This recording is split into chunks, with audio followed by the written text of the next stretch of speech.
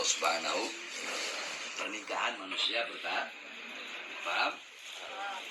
Jadi intinya rumah tangga itu simple, nggak usah panjang lebar. Kita sebagai suami harus tahu apa hak-hak seorang istri. Dan seorang istri harus tahu apa hak-hak suami. Nah, kita sebagai suami, hak seorang istri laksanakan. Karena hak seorang istri merupakan kewajiban suami. Dan hak suami merupakan kewajiban seorang istri. Kalau pengen rumah tangga sakinah, mawaddah, warahmah gampang. Nggak perlu rumah mewah, nggak perlu. Nggak perlu kaya raya, nggak perlu. Nggak perlu suami ganteng. Nggak perlu istri yang cantik. Nggak perlu anak-anak yang pintar dalam urusan dunia. Nggak perlu rumah gedong. Nggak perlu punya mobil. Nggak perlu punya motor. Nggak. Mau bahagia? Nggak perlu itu. Nggak. Cukup suaminya taat kepada Allah, patuh kepada Allah, istrinya taat kepada Allah, istrinya patuh kepada Allah, suaminya soleh, istrinya soleha, suaminya alim, istrinya alimah, suaminya abid, istrinya abidah, anak-anaknya soleh soleha, alim alimah, abid abidah, walaupun rumahnya dari kardus, maka dia akan mendapatkan kebahagiaan dunia dan akhirat. Jangan tertipu dengan rumah tangga orang lain di luar sana. Yang mereka terkesan romantis, terkesan mewah, rumahnya megah, mobilnya banyak.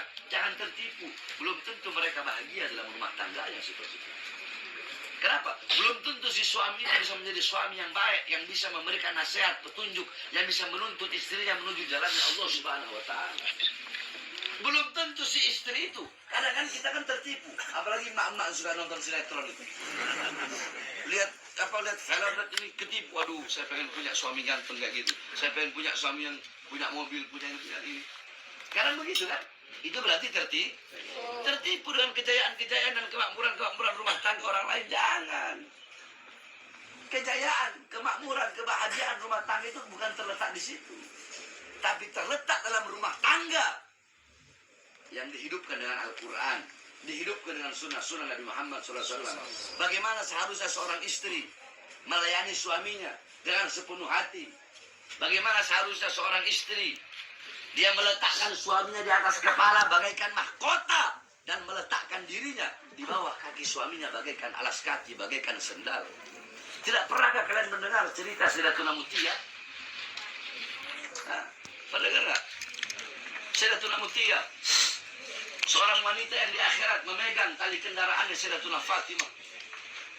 Sayyidatuna Mutia itu punya 3 buah benda. Ini 3 buah benda dia taruh. Anak cerita singkat, kalau mau ceritain panjang gak selesai. Dia taruh di tempat yang seakan-akan tempat yang tinggi. Kayak dikeramatkan ini 3 benda ini. Apa 3 benda itu?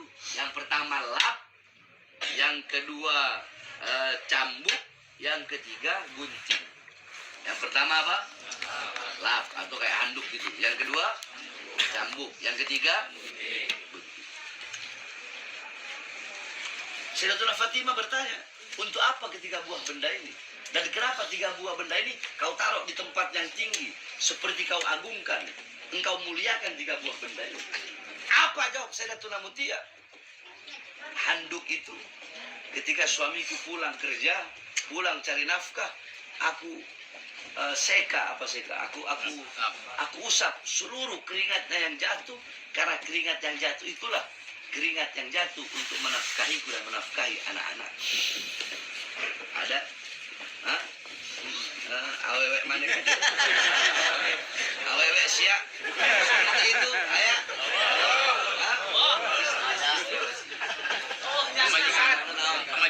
Pamajikan siap? Akos gitu kan? Pamajikan si akos gitu? Akos gitu? Pamajikan si akos gitu?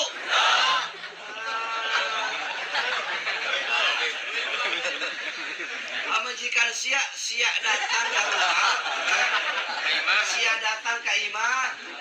Bawa duit. Cari seri. Lamun teu bawa duit, campur